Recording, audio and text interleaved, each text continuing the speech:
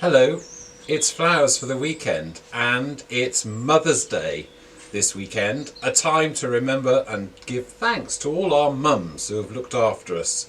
So I'm in the pink today with a design using some soaked foam, and I was very fortunate during a walk with our hound that a tree had come down in our woods, and it was a birch tree. Sad, because trees are the loveliest trees and my absolute favourite. So I've rescued some branches and I thought that I'd use them in a rather large design today.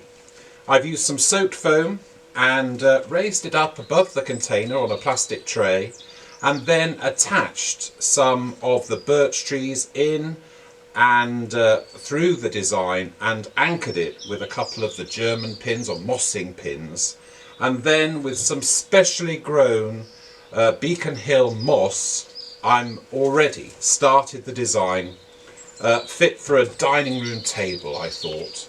And what better way to celebrate Mother's Day than with some gorgeous pink lilies, which have opened out, some of them. But I'm going to be quite ruthless because I'm just going to use their heads and cut them nicely so that there'll be a real surprise when they open out. So putting those into the soaked foam throughout the design, and really when they do open it'll be an absolute mass of beautiful pink lilies.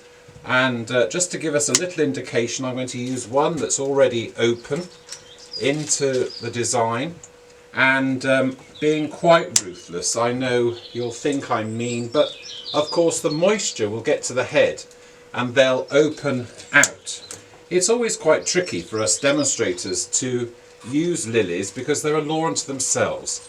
They never quite open when you want them to. But when they do, of course, it is a marvellous explosion of colour.